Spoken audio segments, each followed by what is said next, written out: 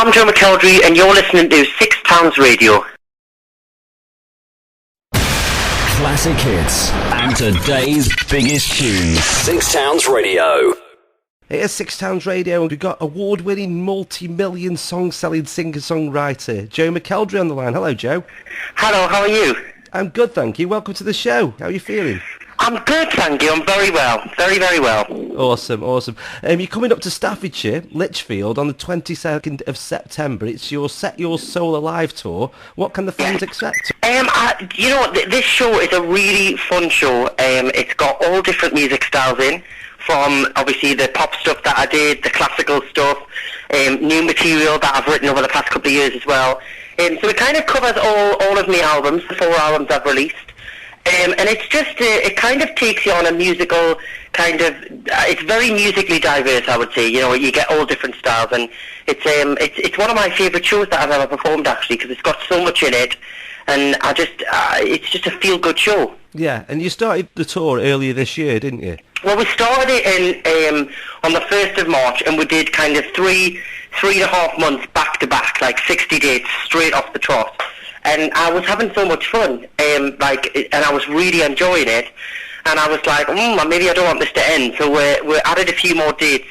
So there's a few this month, a few leading up right up until Christmas, pretty much. Not as heavy as the main tour, but there's still quite a lot of dates. So it's just nice to be back on the road again. Yeah, well, that'll please a lot of fans because it was quite successful the first leg. So going out to different places you haven't played before, it's quite important as an artist.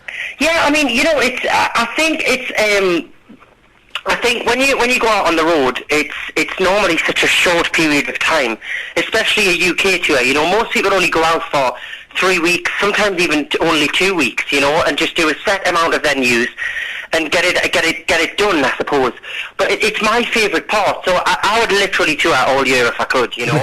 Obviously, vocally wise, it's probably not good to kind of constantly sing, but I would be on stage. That's what I do this job for, you know. Everything else becomes secondary to performing, but actually just being on stage with a band and a crowd of an audience that have actually come to see you, you know, it's a real connection. Yeah, well, you're quite a fun guy and a bit of a chatterbox, so is it difficult to rest your voice?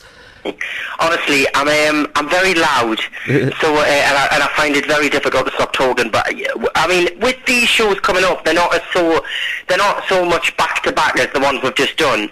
But when I was on the tour, you know, I have to be really strict. No alcohol, lots of sleep, just constantly drinking honey and lemon, and just you can still talk, but it's just quiet, you know, quiet talking. And not singing, you know. I mean, even when I'm not on stage, I'm singing in the car, put a CD on, and I try and sing along with it, so I have to be really strict. Yeah, and you're only 23, Joe. That's surprising a lot of people. People think you're much older, don't they? Because you seem to have been around forever. I feel older. No, yeah, I mean, it's 5 years, you know, and I think 5 years in the music industry is a long time. It is. You know, the music industry is very fast changing, so I think that's probably why people feel like it's a lot longer, you know, and I've done a lot of things as well, I think, which span over a couple of months. You know, I did The Jump, I did Pop Star, Opera Star, which they kind of like go on for quite a while, so I think it seems like I've been around longer, but yeah, 5 years. Yeah, 19 when you won the X Factor and topped the singles charts. Most 19-year-olds are down the pub, or, you know, they started the first job or gone to uni, but you were like top of the charts, top of the world. Yeah, I mean, it's been, I feel very lucky to experience what I've experienced at such a young age, you know. And I never really, for me, all I ever dreamed of was that I could have a career, you know, in music, that would cross over a lot of years. So that's what I'm constantly working and looking to do, you know, trying different things, doing things so that when I'm 40 years old, I can look back and say, wow, you know, what a career I've had. That's my dream, you know, to actually make it last and not just be successful for a year and then kind of disappear. That's not what I want. Yeah, and like you say, you've done a couple of different things because of your success on the X Factor. You've won Pop Star, Opera Star, and The Jump. Totally different things than, you know, you're used to, but again, great experiences you wouldn't have normally have done. Oh, I mean, the jump was just crazy. I kind of didn't really have the chance to think about that one, you know. I got asked to go in pretty late on, and it was kind of like, well, you either just get on with it, or you'll break your neck probably. But a great fun, you know, and I'm a massive fan of winter sports. I'm quite sporty anyways. I do a lot of fitness stuff. So that for me, doing that every day for a month was really cool. You've seen all these other shows very similar to The Jump, like the Tom Daley one. Is there anything else you'd like to do? Do you know what it is? I don't mind any kind of reality TV show as long as you kind of show a skill. Yeah. I think it's important to show a skill. You know, like for me, I've been asked to do Big Brother before, and that, you know, I don't know whether I could like, not that I have anything against anybody that goes on it, but just me personally, I don't know if I could cope with just sitting in a house for 24 hours a day. Like, I would literally go crazy. I would go absolutely. Like, I'm one of these people, I get bored after about an hour of something, you know? Yeah. So I'd want to be doing things, you know, something like the jungle, at least you're doing trials, at least you're in the jungle, you can go swimming, you know, all of that.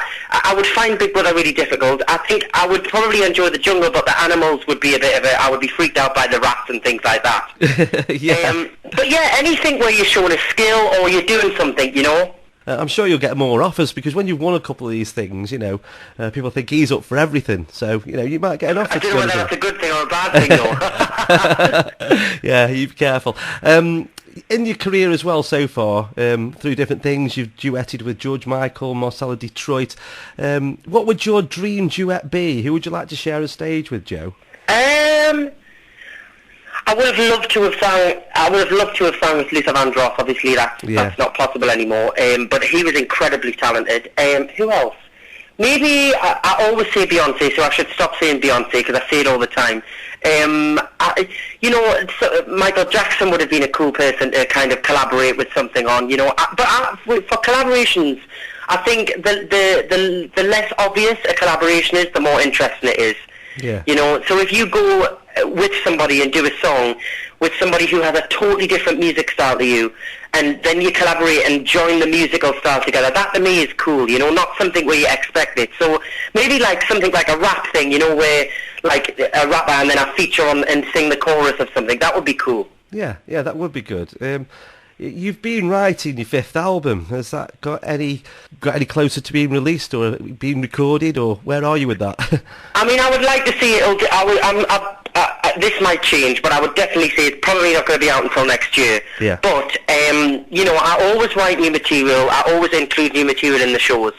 You know, I like to keep it fresh, and I sometimes test out songs on the audience to see how well they go down. You know, so I think it's just been nice to be writing and recording, you know, and going in the studio, trying different things. It's a part of my job that, you know, I do prefer live performing, but actually when I get my mind into recording and what I'm producing, then that's when it gets exciting. Yeah, the McElderry Massive is your fan base. They're quite hardcore. They love you on Twitter. There's so many different Twitter accounts. Very hardcore. Yeah, it's good. You don't mess with the McElderry Massive, I'll tell you. No, they're incredible. You know, the only reason, you know, obviously I work very hard at what I do, but the only reason I'm able to do anything that I do, and the only reason I've been able to win any of the shows that I've done is down to their support. You know, they go out and buy the albums, they come and turn up at the shows, they have my back on Twitter, they're supporters. Without fans, you can't do anything. I realise how fortunate I am to have such a strong, loyal fan base.